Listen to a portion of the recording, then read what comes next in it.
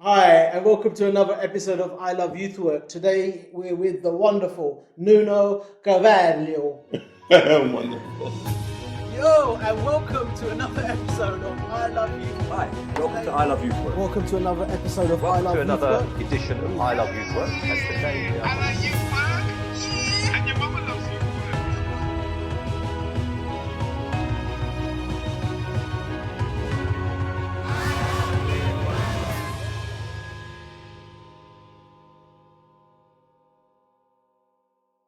Nuno, welcome to I Love Youth Work. Welcome, Thank welcome. you, It's been a thank you. pleasure meeting you this week. Yeah, likewise. Would you like to just introduce yourself to the two people we have watching us and tell them who you are, where you're from, what you do? So, my name is Nuno, and I work in a small organization, a grassroots organization in the suburbs of Lisbon. Yeah. That is, for Portuguese people, it's called Margem Sul, it's South Side. So basically, we developed a lot. We started as an organization that worked a little bit the concept of information society. So we did a lot of work that had to do with ICT and youth. But afterwards, the needs of our local community and the growth of the organization made us work in other things. So, for example, we are now a multiplying info point for Aerodesk network. Yeah.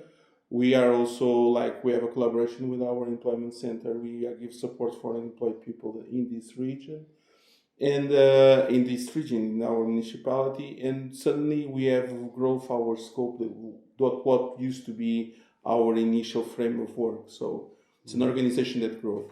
It's called RATO? RATO. And the RATO stands for mouse, so it had to do with computer mouse, and the idea that we have access to information, and information somehow has the power for us to get empowered and included. And you're one of the founder members. Yeah, I'm the only founding member that's still... It's nearly 20 years old, is that correct? Almost 18. And you've been with the organization 65 years?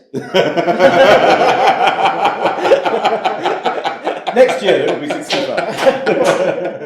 It feels like. Yeah, it feels like. It feels like. Yeah. Listen, I'm going to go straight to one of our favourite questions. When you think back on your youth work career, and we know we've spent some days together and we've had some fun and we've really connected. But if you think back on your youth work career, what would be the one or two moments, what your favourite moments, the most meaningful moments for you? The big stories. For me, the word meaningful and favorite sometimes don't combine. Yeah. Because it were situations that sometimes were difficult, where you had to get up and raise yourself from things. So it wasn't situations that I would call them pleasant, What I would say in these 18 years, and when you are doing this kind of work in a grassroots level, trying to maintain yourself independently in terms of political situations and political powers, trying to stick to what are the needs of your community and try to do what you think is right thing, having in the process lots of doubts. I think the most meaningful moments were the moments where, when we went down, we got look in each other's eyes in the team and said, okay, what do we have to do? And we got up and started to do this. We passed some situations that were quite draconian, and this made us really strong, I used to make a joke because I used to work in a youth center, and in the place where it's quite close to the river, to the bay, and there are lots of cockroaches. And this center where we work, so we work in partnership with our municipality. That this also brings other challenges because we are talking with a public entity and we are a private one. And we have different ways of understanding reality, and they have others. But this public place, always they were forced to have this, how do you say this in English? They had to kill the cockroaches, so they had to put poison and put lots of stuff there. And it was funny, the more poison they put it on the cockroach, the bigger they got.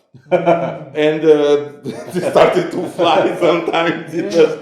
And I started to admire the cockroaches. And I think this resilience, this capability of overcoming these kind of things, I think this is what sometimes these grassroots organizations and these organizations that are connected with youth, because for me, being connected with youth is a concept that has to somehow be more, stop being a box, but trying to understand the connections between working with youth and working with other sectors. And this is also something that we are trying to do.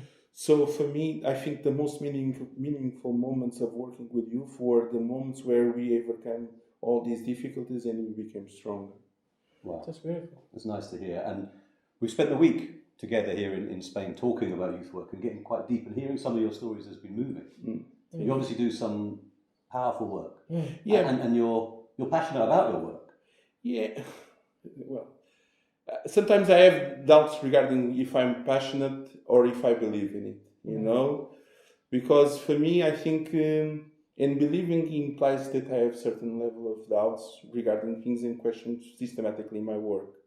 And this process can be also, how can I say, I wouldn't say the word painful, but difficult, you know? Uncomfortable? Uncomfortable, Yeah. yeah.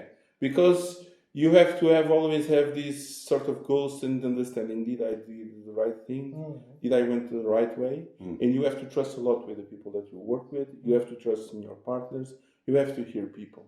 Yeah, I think sometimes it's the problem of some people that work in this sector, that they got stuck with certain routines and they're in a comfort zone and they don't question their work. They stop that stretching that we've been talking about. Yeah.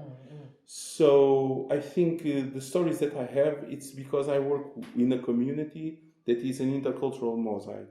So, for example, the place that I live, you can find people from Pakistan, you can find people from Bangladesh, you can find people from Portuguese-speaking Africa, from different places. And I think I learned to love the place where I work, you know, mainly the people that are there and their differences and their things. And we can always live as a mosaic, you know, in this tiled wall that you can see all the differences and they combine. And we are starting to work with other migrant communities. For example, the Pakistani community that starts to live in Portugal, and when we work with them, we want to give them this impression that Portugal wants these people, and these people can give an added value. For example, we are starting since the beginning of this year. We're starting to work with the Pakistani community, and we are developing lots of things like Portuguese courses and all this kind of stuff. And we feel that they give an upgrade to Portuguese society. And I really believe. Sometimes I'm talking with you, and I know that the situation with Pakistanis in England sometimes can be a little bit complicated due to the intercultural clashes that might occur. But when I look at the Pakistani that come to Portugal, and I feel really happy that they come here. And we have some mosques in the place close to the place that we are, and we don't. It's natural that sooner or later, with the increase of the community, there might be some clashes. But I think the impression that I have is that more than integrating them, I think they are starting to be included. For example, we have a Muslim Islamic school in our region, and they are starting to have Pakistanis. Look, I want to have my kids in Portuguese schools, and I want them to learn Portuguese and probably make their life in Portugal. Why not? And for me, it's me as a Portuguese that was born in Portugal. This is what makes Portugal. Very nice. You know. How would you describe youth work in Portugal? What is the political climate? What is the response from the community about something called youth work? Okay. So I'm in the fringe of Yeah. So the edge. So most likely people will give you other perspectives and natural. What's yours? And I don't want to be considered like a pessimistic, but I think one of the issues that we have in Portugal regarding youth work is the issue that has to understand that youth work is a box, and the sustainability of youth work in youth sector is really difficult. So what we have to do, the youth organizations that work in youth sector, they should start to think in reaching out other sectors and start to cluster their work. So it's important that youth work starts to work, for example, with corporate sector. Yes. It's important that youth work starts to work with schools. It's important that youth work starts to work with different other stakeholders in social intervention. And it's important that with stakeholders we start to work with media. It's important that we develop this. Is it happening? Gradually. I wouldn't say it's not happening, but it's happening gradually. And it's not at the speed that should happen, for sure. I think there are lots of organizations that have this awareness. Yeah. Even if they don't declare it, they have this awareness. Yeah. But at a certain point, I also believe that it's important to make this happen. And of course, there you will find politicians that say, stick to your box. Yes. Yeah. You know? Or if people, even workers, social workers, municipality workers, stick to your box. But the truth is, for you to survive, you have to make these connections. You're right, and globally, youth are pushed to the margins of these boxes and separated, whereas they are customers, they are students, they are future staff, they're part of the community. Yeah. What, if you had a message for the youth workers watching, you've given them lots of advice already, but what would your key message be? It depends a lot on the place where you are. But if you are a youth worker, you more than love, more than passion, you have to have a strong belief, and you have to have a sense of what is the purpose of your work in your community. So I would always talk like a grassroots. It's difficult for me to talk with the big civil society organizations that work in youth work. But for me, it's really important that you have this resilience towards bad things. Because cyclically, we know that we will have more bad moments. Now, in my organization, what we feel is we have to be prepared for the next time that the roller coaster is going down and going to down fast. In a country that is peripheral, like Portugal, this is something that's really important. It's for you to have a mentality of resilience and understanding why you are in this. Because sooner or later, if you are in this for the money, for the political aspect, for your personal ambitions, sooner or later you will leave the train because it's uncomfortable. It's very uncomfortable because at a certain point you will feel tired, you will feel neglected, you will feel alone, you will feel lots of things. If you don't understand what you're doing, not in yourself, but in yourself and in your community, in the people that you work with. Because youth work is not sustainable if it's not done in teams. There are lots of people that are facilitators, trainers, that think their work in an individual term. I avoid this paradigm because I think it ends up like an egoistic trap. So if you work in teams, if you work in your work, if you detach yourself from what you are doing, the reality, what you are doing gains a life of itself and can be sustainable. And you can leave a legacy for other people. You heard it from Nuno, straight there. Great. We're talking about, working as a team, working as a community. We spent the last 6 days together sharing good practice. And you've been really at the heart of that, really about pushing that and learning and sharing that. Can you speak a little bit about what are the strengths of that? What are the benefits that you found in sharing practice from across our colleagues from across the world, across Europe? For me, it's always this may sound selfish, but it's always returning to what you do, what is your, and I'm going to do this invisible brackets, your client. So I don't work for me. I don't work for me to visit Spain. I don't work for me to meet other people abroad, to say that I have a very big list of Facebook friends. In the end of the day, what I did here only makes sense when I return to Portugal and I work with the people that I work with.